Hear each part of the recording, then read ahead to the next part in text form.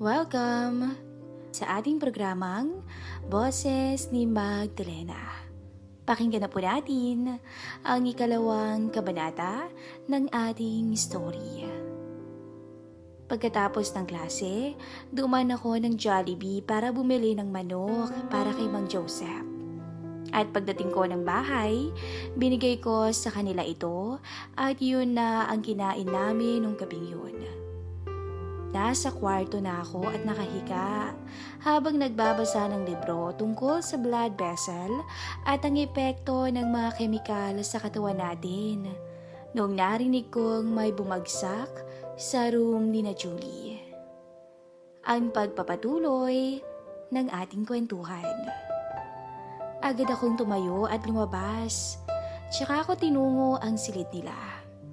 Kumatok ako para alamin kung okay lang ba sila. Julie! Tawag ko dahil alam kong wala pa ang mister niyang si Jason sa mga oras na yun.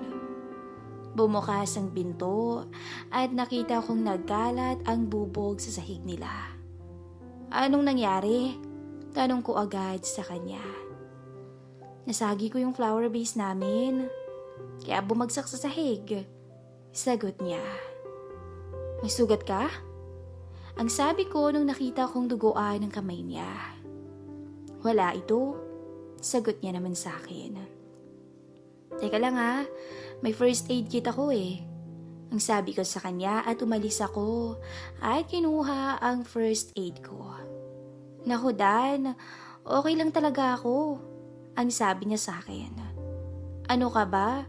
Nursing ang kurso ko kaya alam ko kung anong mangyayari sa sugat pag iniwan mo itong bukas. Ang sabi ko sa kanya. Agad akong kumuha ng bulak at nilagyan ko ito ng alkohol. Isin mo lang ha. Ang sabi ko sa kanya nung dinampi ko ang bulak sa sugat niya. Napangiwi ang mukha niya kaya hinipan ko ito para mawala ang hapdi. Sorry. Ang sabi ko at ngumiti siya. Okay lang yun. Ang sabi niya naman at napansin kong nakatingin lang siya sa ginagawa ko noong nilinis ko yung sugat niya at nilagyan ko ito ng betadine. Para saan yan? Tanong niya. Gamit to para hindi ma-infect yung sugat mo. Ang sabi ko sa kanya, tsaka nilagyan ko na ito ng band-aid at tinignan niya ang kamay niya. Okay na, ang sabi ko. Napatigil na lang ako nung napansin ko bigla ang suot niya. Salamat Dana. Ang sabi niya sabay tayo at tumalikod sa akin para kumuha ng basahan sa aparador nila. Napalunok tuloy ako sa suot niyang manipis na pantulog. Halata mo talaga yung kagandahan ng mga kurpa niya. Love? Biglang bumalik ang diwa ko nung narinig ko si Jason na nakatayo na ngayon sa may pintuan. Tumayo agad ako at humarap sa kanya. Ano nangyari dito? Tanong kaagad ni Jason. Kasalanan ko. Nasagi ko yung flower vase at nung liligpitin ko na sana to, nasugatan ako sa gilid ng matalas na parte ng nabasag. Paliwanag ni Julie. Anong ginagawa mo dito? Tanong ni Jason sa akin. Ginamot niya ako. Nursing kasi yung kurso nitong si Dan, sabi ni Julie. Tsaka lumapit siya kay Jason nung nakatingin lang sa akin ang asawa niya. Ganun ba? Tanong ni Jason. Oo, sagot ni Julie. Salamat Dan, ang sabi niya. Tumango lang ako at niligpit ko na ang first aid kit ko at nagpaalam na ako para umalis. Binalik ko sa ilalim ng kama ko ang first aid kit nang biglang kumatok si Jason sa pintuan ko. Salamat nga pala sa paggamot sa kamay ng misis ko. Ang sabi niya agad sa akin. Walang anuman yun. Bale, gano'n na din kasi yung magiging trabaho ko eh. Ang sabi ko sa kanya. Tara, inom muna tayo, pasasalamat ko. Ang wika ni Jason. Sorry hindi ako umiinom eh. Sagot ko naman. Tara na, 2 bote lang pampatulog. Ang sabi niya ulit sa akin at nakita kong lumapit si Julie sa amin. Sige na Dan, nakangiti niyang sabi sa akin. Nag-isip muna ako ng sandali at kinulit na nga ako ni Jason. Halatang gusto niyang gawing rason ito para makainom. Kaya pumayag na rin ako at doon na kami sa sala nag-inuman kasama pa namin si Mang Joseph. Bumili ng 4 na grande si Jason at yung natirang chicken joy na binili ko kanina ang ginawa naming pulutan. Masarap to, pampatulog, sabi ni Mang Joseph at natawa na lang kami ni Jason. Ilang taon ka na ba ha, Dan? Tanong ni Jason sa akin. 22 na ako, sagot ko sa kanya. Bata pa, sabi niya na tinanguan ni Mang Joseph. Bata pa talaga yan, pero mabait yan, ang sagot ni Mang Joseph.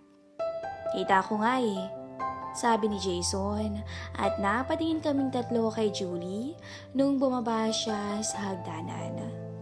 Oh, ano nangyari sa kamay mo? Tanong ni Mang Joseph sa kanya. Nasugatan ako sa nabasag na flower vase, Mang Joseph, sagot ni Julie.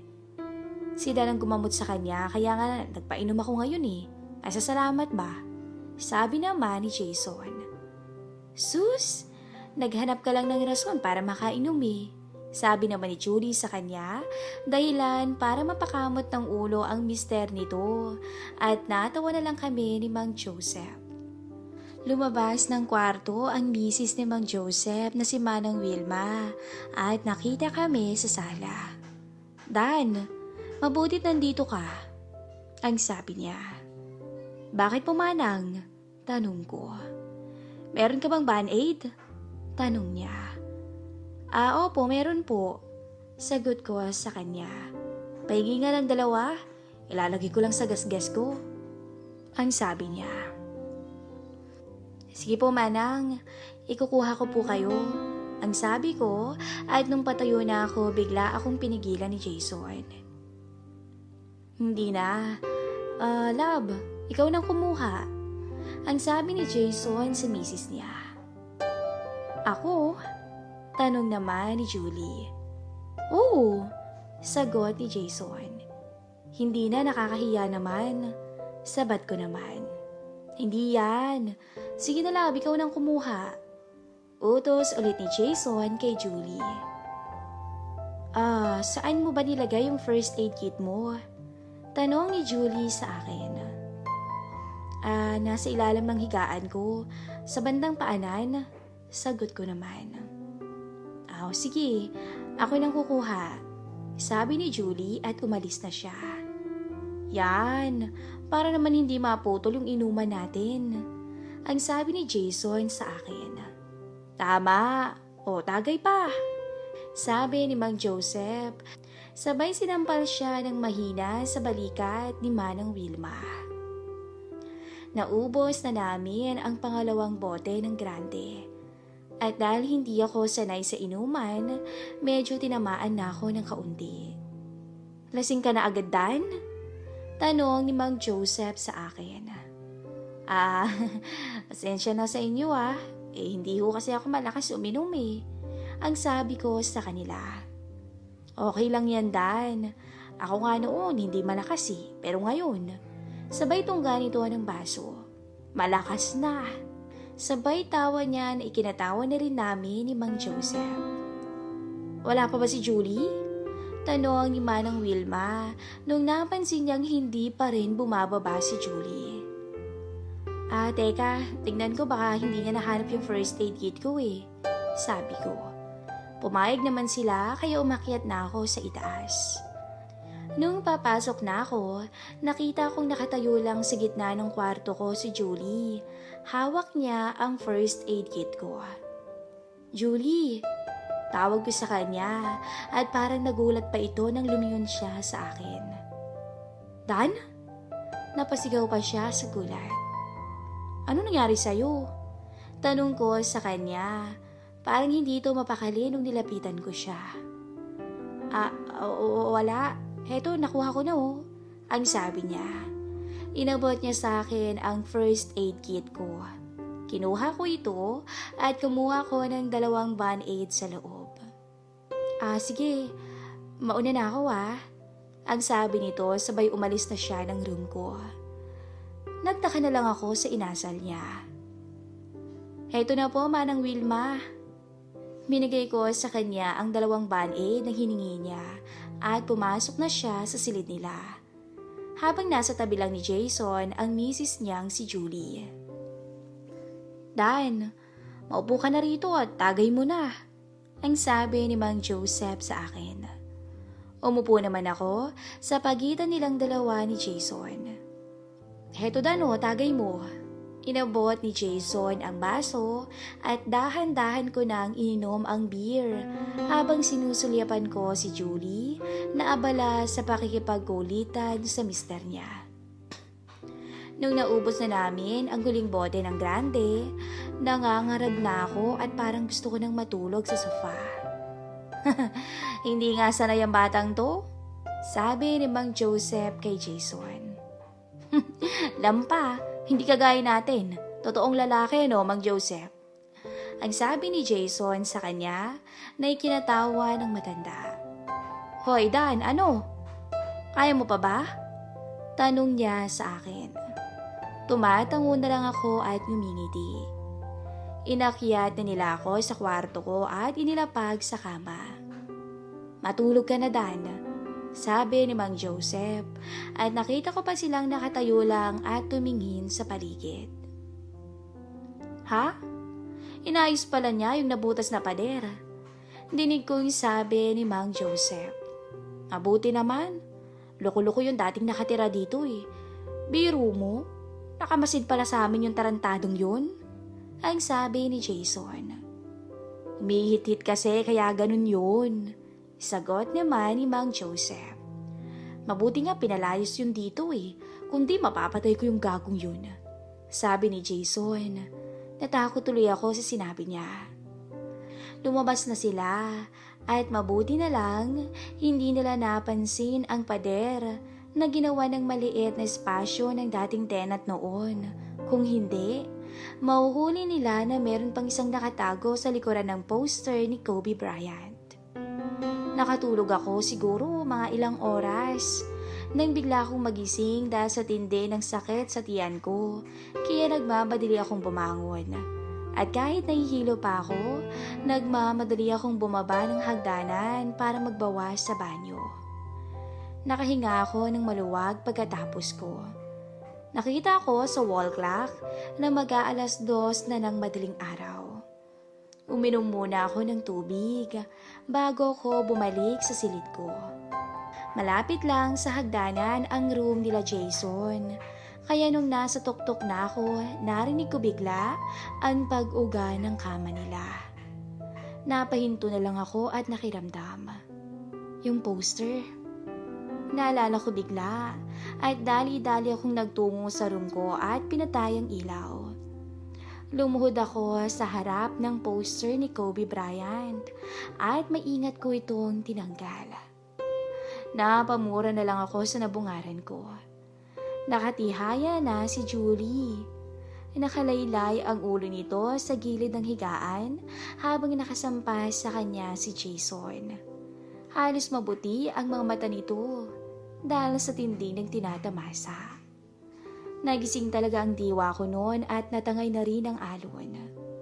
Halos 1 oras din silang nagpakasasa sa isa't isa. Maya-maya ay umalis si Jason.